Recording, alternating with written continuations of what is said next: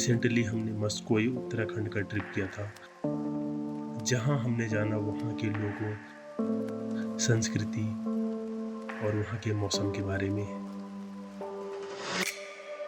मैं संजय वर्मा और मेरे साथ मेरा दोस्त ललित बिष्ट। आइए जुड़िए हमारे साथ इस जर्नी में और जानिए हमारी यात्रा के बारे में और वहाँ की जीवन शैली। हमें उम्मीद है आपको हमारी ये यात्रा पसंद आएगी।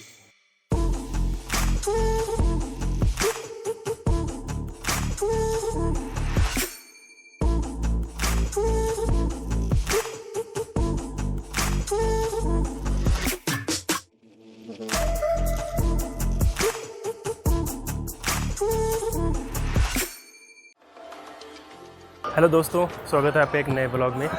मेरा नाम है संजय वर्मा और मैं आपका स्वागत करता हूं अपने इस नए ब्लॉग में। और गाइस, ये मेरा फर्स्ट ब्लॉग है और आज मैं जाने वाला हूं उत्तराखंड के अल्मोड़ा ज़िले में। मेरा एक फ्रेंड है ललित, जिससे मैंने रिक्वेस्ट की थी कि वो अपना गाँव दिखाए। वो वहीं का रहने वाला है और आज वो जा रहा है और अपने साथ मुझे ले जा रहा है। और उसका वहाँ पर चाचा जी का घर है, नानी जी का घर है, तो मतलब काफ़ी हम लोग वहाँ पर घूमने वाले हैं, काफ़ी इन्जॉय करने वाले हैं। तो देखते हैं कैसा होता है आगे। अभी फ़िलहाल हम लोग आनंद विहार बस स्टैंड पर खड़े हैं, जो कि दिल्ली में। और हमें जैसा अंदाज़ा था कि हमारी बस शाम को 6 बजे होने वाली है, पर ऐसा था नहीं। हमें यहाँ आकर के पता चला कि हमारी जो बस है वो शाम को 7 बजे की है। तो अभी हम लोग बस का वेट कर रहे हैं। जो बस है वो 145 नंबर स्टैंड पर आने वाली है और अभी हम लोग वेट कर रहे हैं। देखते हैं गाइस, बने रहिए वीडियो में और मिलते हैं आगे।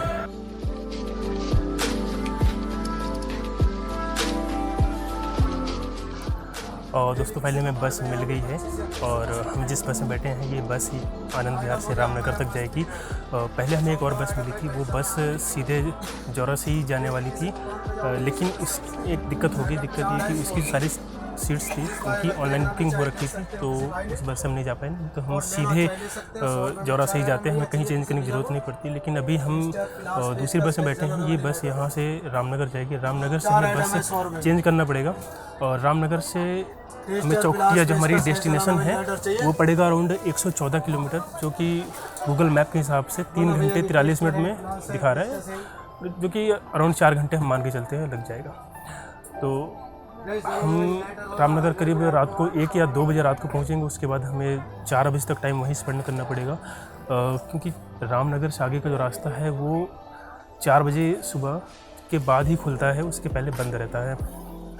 तो देखते हैं दोस्तों, बने रहिए वीडियो में, आगे मिलते हैं।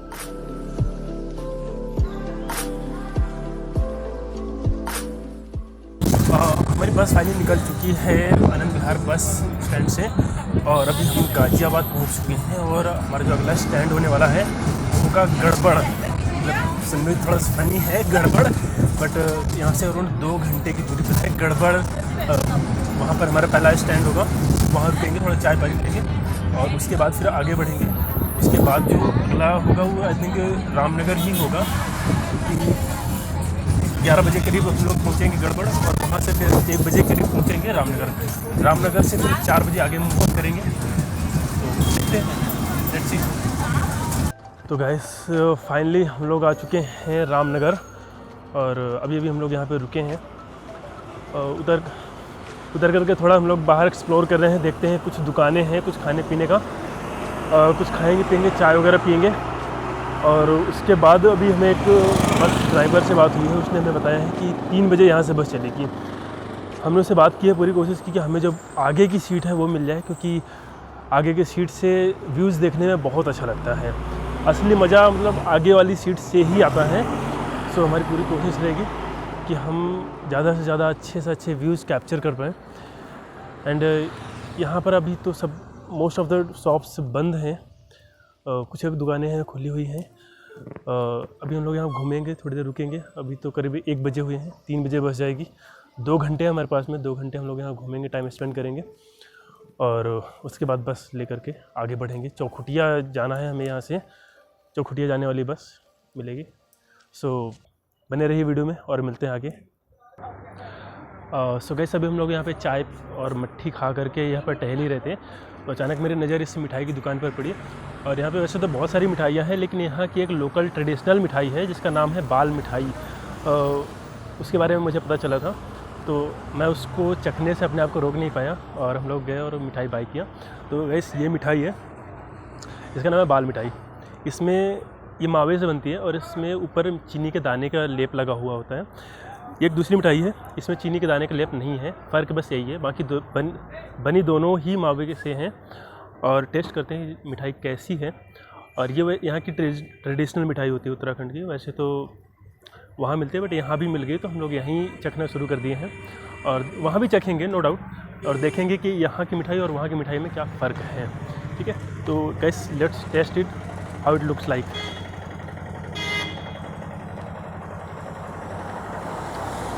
अच्छी है। इसलिए मैंने दुकानदार से ही पूछ लिया था कि मिठाई किस चीज़ से बनी है, तो उन्होंने बताया मावे की बनी है। तो वो टेस्ट है इसके अंदर और चीनी के दाने हैं तो वो जब खाते हो तो चुरचुरा सा होता है मिठाई के दाना।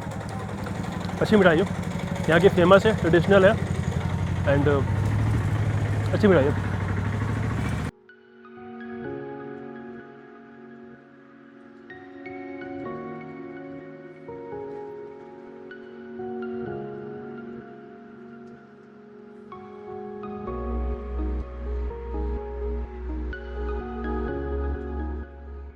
सो गाइस एक्चुअली मैं सो गया था और सो करके अभी उठा हूँ। 3 बजे सोया था और अभी 4:30 बजे उठा हूँ। अब हमारी बस चल रही है और हम लोग भी रामनगर से निकले हैं और आगे जहाँ पर बस रुकती है, जहाँ 4 बजे गेट खुलता है, एक्चुअली उसका मोहान गेट नाम है, तो वो 4 बजे खुल चुका है। अभी हम लोग जा रहे हैं यहाँ से सीधे।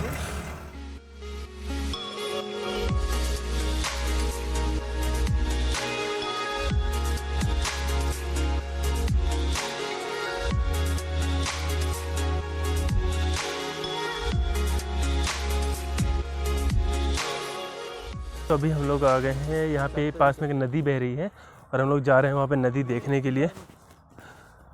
और नदी में जा कर के अगर पानी ठीक ठाक होगा तो वहाँ पर हम नहाएंगे भी। और देखते हैं, पानी वैसे काफ़ी ठंडा होने वाला है क्योंकि अभी मैंने यहाँ पे होटल में फ्रेश हुआ था तो वहाँ पे पानी काफ़ी ठंडा था, मतलब काफ़ी ज़्यादा ठंडा। जैसे दिल्ली में नॉर्मली होता है ना, जब बहुत ज़्यादा सर्दी होती है तो पानी एकदम ठंडा होता है, जैसे छूते ही करंट ऐसा लगता है, वैसे ही ठंडा हो रखा था पानी यहाँ पे। तो अभी नदी की तरफ जा रहे हैं, देखते अगर पानी ठीक ठाक रहेगा तो नहाएंगे भी। और यहाँ पे एक्चुअली 2 नदी हैं, जो एक इधर से जा रही है और दूसरी इधर से आ रही है और जाकर के दोनों मिल जाती हैं। तो इस वाली तरफ जो नदी आती है इधर से, उसमें पानी ज़्यादा है तो इसलिए हम इधर जा रहे हैं। इस नदी का नाम क्या है भाई? रामगंगा। हाँ, रामगंगा नाम है नदी का। इस नदी पे जा रहे हैं हम लोग अभी।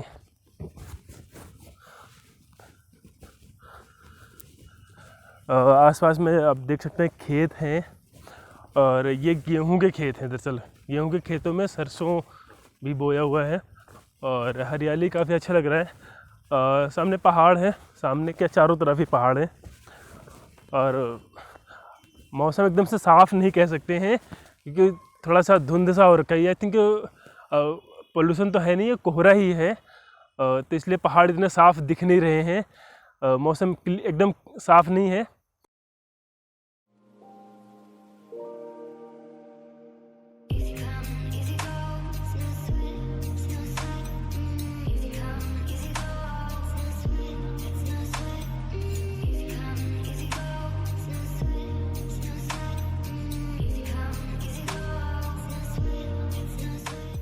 बस फाइनली हम लोग आ चुके हैं चकोटिया में और यहाँ पर एक ये ब्रिज है शानदार, क्योंकि देखने में बहुत अच्छा लग रहा था। हम लोग इसको देखने के लिए आए थे और इसके नीचे यहाँ पर एक नदी बह रही है। इस नदी का नाम है रामगंगा।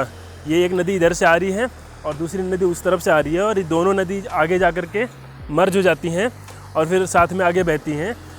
यहाँ पर चारों तरफ से पहाड़ से घिरा हुआ है और यहाँ पर चीड़ के पेड़ हैं और मतलब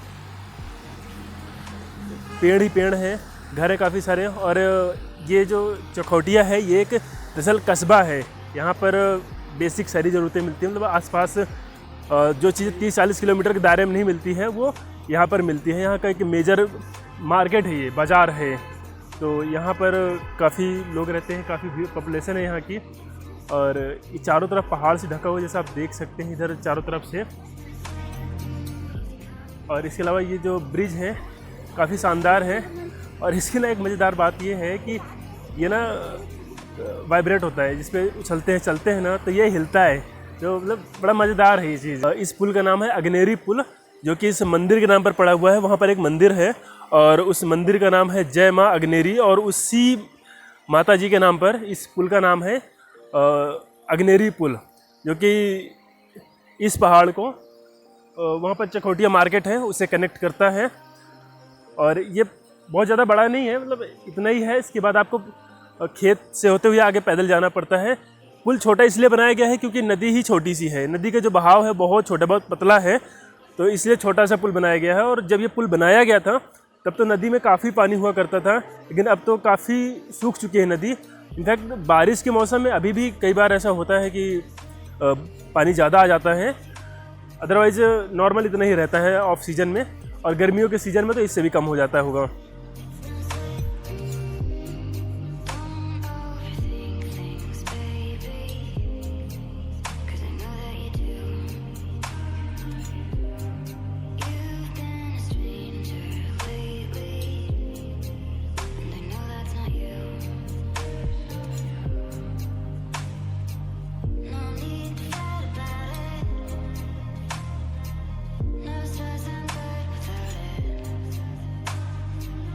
हम लोग अभी यहाँ पर आए हैं, पुल पार करके इधर आए हैं। ये मैंने बताया था आपको कि उधर चकोटिया मार्केट है, बाज़ार है उधर, और यहाँ पर काफ़ी सारे खेत हैं। तो हमें एक ड्रोन शूट लेना था, ड्रोन से एक वीडियो कैप्चर करना था, उसके लिए हम लोग यहाँ पर आए हैं। क्योंकि यहाँ से चारों तरफ का व्यू आएगा।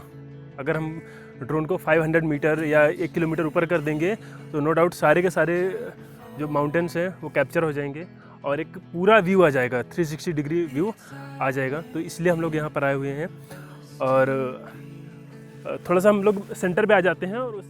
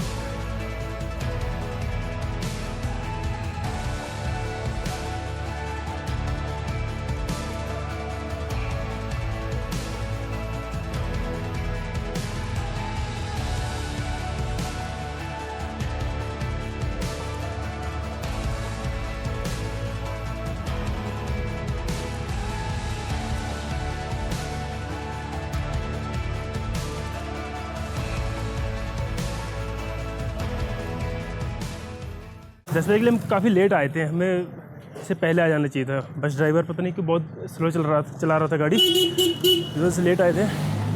एंड लिटरली बहुत मतलब थकान सी हो गई है बस का सफ़र, क्योंकि हम लोग रामनगर से करीब 4:30 बजे निकले थे।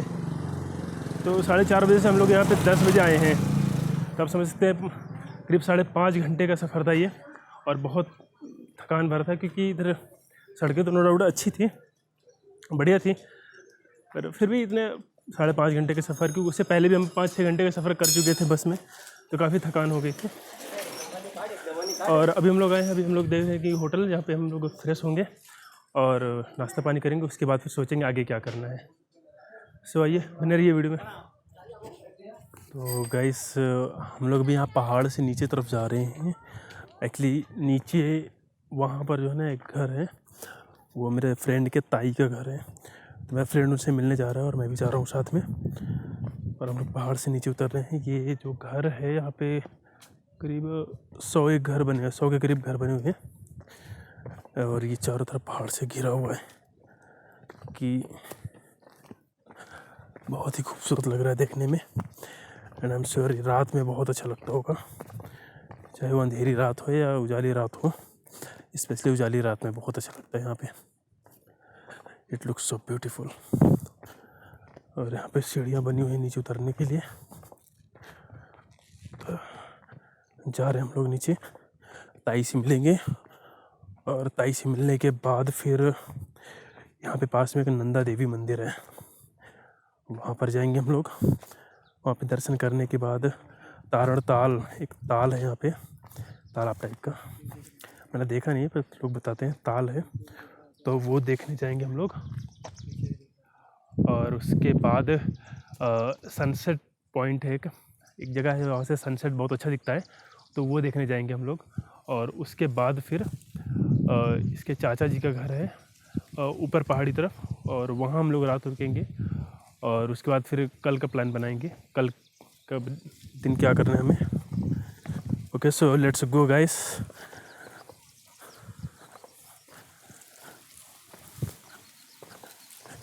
And we are almost down to surface. Yeah. यहाँ पर लोगों ने काफ़ी अच्छे घर बना रखे हैं, मतलब इन्वेस्टमेंट कर रखी है लोगों ने अपने घरों में घर बनाने में। उधर शायद आग लगी नहीं, आग लगाई गई है ना, नहीं भी हो सकता है क्योंकि यहाँ पे ना चीड़ के पेड़ बहुत ज़्यादा होते हैं और घास भी ज़्यादा होती तो है, जला अगली घास आने के लिए जलाना जरूरी। रास्ता यहाँ से नीचे जाएंगे हम लोग, वो वाला घर है वो पेड़ के पास में, वहाँ पर जाना है हमें। अभी ये कम से कम 2-3 मंजिल नीचे है। यहाँ पर सीढ़ी नुमा खेत बने हुए हैं। इसलिए आपको बता दूँगा, यहाँ पर जो है ना ज़मीन बराबर तो होती नहीं है और खेती भी करनी है, क्योंकि कोर्स सर्वाइव करना है तो खाना तो चाहिए, अनाज चाहिए। तो ये लोग पहाड़ी लोग जो होते हैं ना बहुत मेहनती होते हैं। ये लोग क्या करते हैं, पहाड़ों को ना काट काट करके सीढ़ी नुमा खेत बना लेते हैं और उनमें खेती करते हैं। और ये उसी का एक नमूना है। यहाँ पर एक खेत बना हुआ है, फिर नीचे एक और खेत बना, उसके नीचे एक और खेत बना, उसके नीचे एक और खेत। तो ऐसे करके आपको अल्मोड़ा, रानी खेत, नैनीताल, इस तरफ इसी तरीके के खेत होते हैं, क्योंकि इधर समतल ज़मीन होती नहीं है। तो ये लोग पहाड़ों को काट काट करके खेत बनाते हैं और उस पर खेती करते हैं।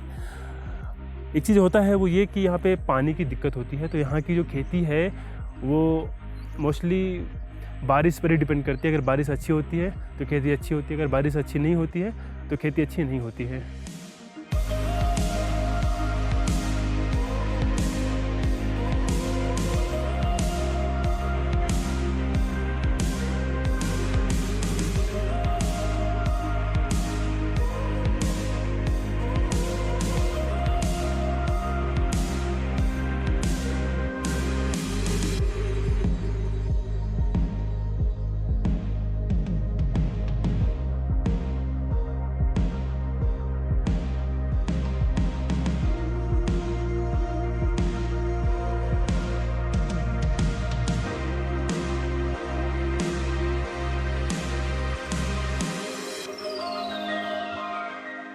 अपने फ्रेंड के ताई से मिल करके ऊपर आ गए वापस। उनका घर मैंने आपको बताया था नीचे था, काफ़ी नीचे था वो, मतलब काफ़ी सीढ़ी चढ़ के उतरना चढ़ाना पड़ा उसके चक्कर में। इनफैक्ट मेरी तो थोड़ी सांस फूलने लग गई थी, क्योंकि जो चढ़ाई थी ना एकदम तीखी चढ़ाई थी, एकदम बहुत ऊंची चढ़ाई थी वो, जिसने मेरी थोड़ी सांस फूलने से लग गई थी। फाइनली भी ऊपर आ गए हैं। आगे इधर से घूमते हुए हम जाएंगे, उधर नंदा देवी पर्वत है, सॉरी नंदा देवी मंदिर है, उस मंदिर में जाएंगे। और वो एक एक्चुअली ऐतिहासिक मंदिर है। दरअसल मुझे लग रहा है यहाँ पे जो नंदा देवी पर्वत है ना, उसी पर्वत के नाम पर ही इन माता जी का नाम है, या यूँ कहें कि इन माता जी के नाम पर उस पर्वत का नाम है। तो ये एक ऐतिहासिक मंदिर है और अभी मंदिर जाऊँगा और वहाँ के बारे में और जानकारी लेने की कोशिश करूँगा और आपके साथ शेयर करूँगा। और उसके बाद फिर आगे ताल है, वहाँ जाऊँगा। और उसके बाद फिर मेरे फ्रेंड का एक चाचा जी हैं, वो उधर ही रहते हैं, तो वहाँ भी जाएंगे हम लोग और उनसे भी एक छोटी सी मुलाकात करके, और शाम तक अंधेरा होने से पहले वापस इन्हीं ताई जी के घर पे आ जाएंगे। रात को हम यहीं रुकेंगे, ऊपर नहीं रुकेंगे। और कल सुबह हम लोग शायद 7 बजे, 7 या 7:30 बजे निकलेंगे यहाँ से। बस लेंगे, बस मिलेगी और जाएंगे वापस हम चौखटिया, और वहाँ से फिर जाएंगे दूनागिरी मंदिर, दूनागिरी मंदिर। और उसके बाद एक और जगह है, वो है पांडवखोली। पांडवखोली ये वो जगह है जहाँ पर महाभारत के दौरान जो पांडव थे 5 भाई, वो लोग उन लोगों को 13 साल का वनवास हुआ था, तो वो लोग उसी जगह पर रुके थे। तो उसकी अपनी एक ऐतिहासिक महत्वाकांक्षा है, तो उसके बारे में भी जानने की कोशिश करेंगे। और अभी फ़िलहाल हम लोग जा रहे हैं नंदा देवी मंदिर, और देखते हैं यहाँ पर चारों तरफ पहाड़ हैं, चारों तरफ मतलब लिटरली चारों तरफ पहाड़ है। और यहाँ पर पहाड़ों पर जो पेड़ हैं वो कोई और नहीं है, सिर्फ चीड़ के पेड़ हैं, चीड़ के पेड़ हैं या फिर घास है, दैट्स इट। मतलब ऐसा नहीं इन पहाड़ों से कोई फल मिल रहा है, कोई फसल हो रही है, ऐसा नहीं है। मतलब हमें ऐसा लगता है कि पहाड़ों पर तो खूब सेब के बागान होते हैं, चारों तरफ सेब के ऐसा नहीं होता, हर जगह नहीं होते हैं, कहीं कहीं होते हैं वो। और अभी इधर हम लोग आ रहे थे तो वहाँ पर ना कुछ लोगों ने पहाड़ में आग लगा रखी है। तो पहले तो मैं देख करके सरप्राइज़ हुआ कि ऐसा पहाड़ों में आग क्यों लगा रखी है, क्योंकि दिल्ली में हम लोग रहते हैं और वहाँ पर पॉल्यूशन इतना ज़्यादा होता है कि हम किसी को भी अगर आग जलाते देखते हैं तो सोचते हैं पागल है ये, क्योंकि आग जलाने से नो डाउट इतना पोल्यूशन होता है और दिल्ली में ऑलरेडी इतना सारा पोल्यूशन है। तो मेरे फ्रेंड ने बताया कि इन्होंने आग इसलिए लगाई है ताकि पहाड़ में जो घास है ना, छोटी छोटी घास उगी हुई है, वो सूख चुकी है तो वो जल जाए। अब वो जल जाएगी तो वहाँ पर नई घास आएगी, तो इनके जो जानवर होते हैं बकरी भेड़ वगैरह, उनके चरने के काम आएगी। इसलिए वो लोग पहाड़ में आग लगा रखी है ताकि वो जो सूखी घास है वो जल जाए। एक चीज़ हमें ध्यान देने वाली बात ये है कि अगर जो गलती से वो जो आग है वो फैल गई तो बहुत बड़ी तबाही हो जाती है। अक्सर हम लोग सुनते हैं पहाड़ों पे आग लग गई, बड़ी तबाही हो गई, तो ऐसा होता है।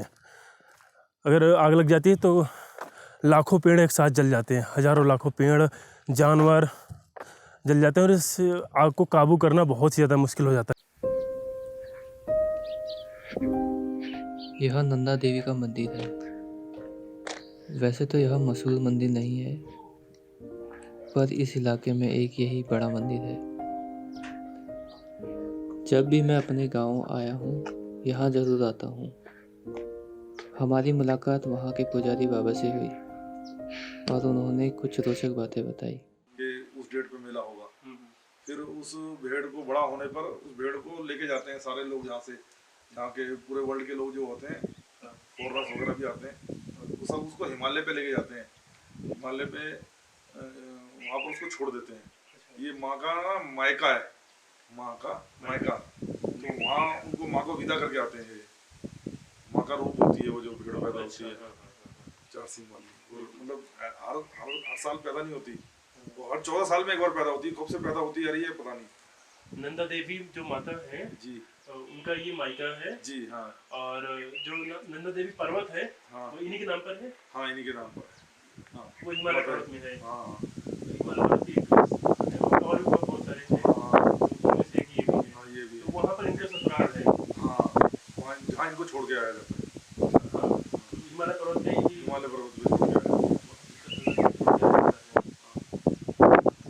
माता का ये सिद्ध पीठ है, मतलब कि यहाँ पे माता मतलब साक्षात विराजमान है। जैसे माता के 51 माता पार्वती के 51 या 52 हाँ वो सिद्ध पीठ है। माता जी के असम में है कामाख्या देवी, कामाख्या देवी भी है, उनका माता माता है। तो वहाँ पे भी साल में ना जून के महीने में 3 दिन मंदिर बंद रहता है, इसलिए क्योंकि नहाने के लिए। हाँ, अपने नहाने के लिए पानी की व्यवस्था नहीं थी, तो ये उसके द्वारा बना हुआ। फिर उन लोगों ने यहाँ पर तपस्या भी की हुई है। भीम इस ने धरती पे। पांचों भाई पांडव और द्रौपदी थी साथ में। सब ने यहाँ पर तपस्या की हुई है। 13 साल तक ये नहीं मालूम 13 साल तक टोटल उनका वनवास था। वनवास था। और इधर उधर ऐसे थोड़े समय के लिए गए, तो उस समय वो इधर भी रहे थे, इस यहाँ धरती पे पे। हाँ, और मतलब इस धरती पे बोला जाता है कि सामने वाले पर्वत पे परियां भी रहती हैं। हमने तो अभी तक देखा नहीं है वो परियां। हाँ, यहाँ स्नान, ये पहाड़ हाँ इसके उस तरफ। हाँ, और वो स्नान करने आती हैं इसी ताल में सुबह 2-3 बजे। परियां मतलब लोगों ने कुछ ने देखा होगा, जो प्राचीन लोग।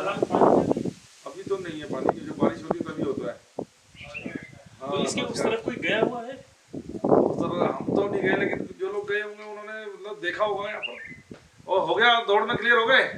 हाँ दौड़ हो गया। चाहिए हाँ ये तो है। जैसे मतलब अभी तो हवा चल रही है, मिनट ऑफ साइलेंस है यहाँ पे। अगर आप यहाँ पर बैठ के साधना करना चाहेंगे ना, तो आपकी आत्मा को बहुत ज़्यादा मतलब सकारात्मक ऊर्जा महसूस होगी और बहुत अच्छी फीलिंग्स आएंगी यहाँ पे। ग्रेजुएट लग रहा है। ग्रेजुएट वगैरह। नहीं ग्रेजुएट तो नहीं है, लेकिन थोड़े बहुत पढ़े लिखे हैं। उधर हम तो गंगोत्री से आगे गौमुख रहते थे।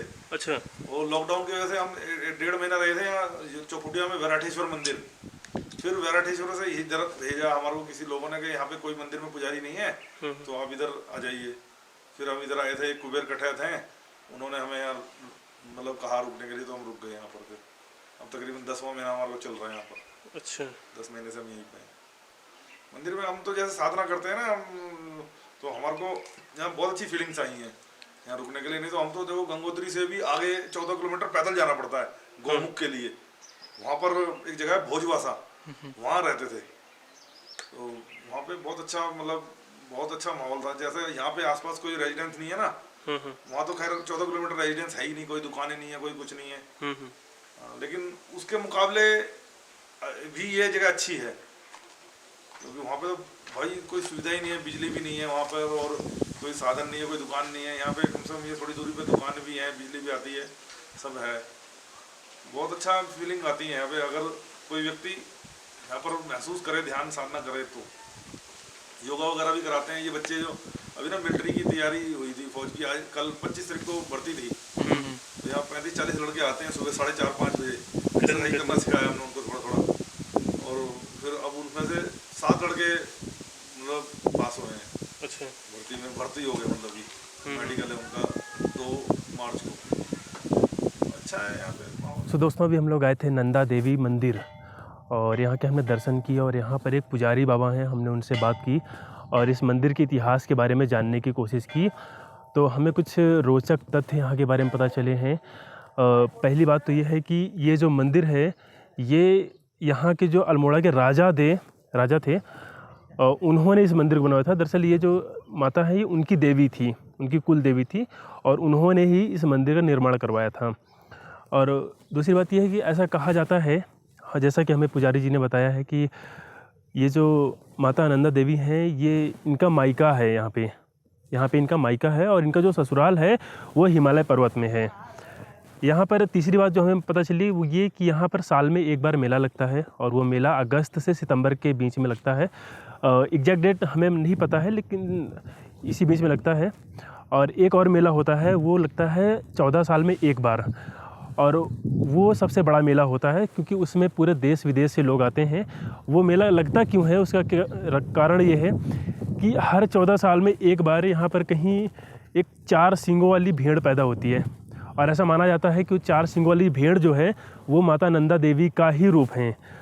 और यहाँ पर दुनिया भर से लोग इकट्ठे होते हैं माता को मानने वाले, और वो उस भेड़ को, 4 सींग वाली भेड़ को हिमालय पर्वत जहाँ पे उनका ससुराल है वहाँ पे उनको छोड़ करके आते हैं। तो ये कुछ 4 से 5 बातें हमें पता चली हैं यहाँ के बारे में। और एक चीज़ और पता चली है वो ये कि जो सामने पहाड़ है, पहाड़ के उस तरफ एक ताल है, उसको भीम ताल भी कहते हैं और तगड़ ताल भी कहते हैं। उससे जुड़ी हुई कुछ रोचक कहानियाँ हैं। पहली बात तो ये है कि महाभारत के समय में जब पांडव और द्रौपदी वनवास के लिए गए थे तो वो यहीं पर आकर के तपस्या की थी, और यहाँ पर क्योंकि पानी की कमी थी इसलिए भीम ने अपने नहाने के लिए, पानी की व्यवस्था करने के लिए ये ताल खोदा था। तो हम सबको पता है भीम कितने शक्तिशाली थे, उनमें 10,000 हाथियों जितना बल था, तो ये ताल खोदना उनके लिए कोई बड़ी बात नहीं थी। तो ऐसे ही कई सारी रोचक कहानियाँ हैं, तो आप बने रहिए इस वीडियो के साथ, मिलते हैं आगे।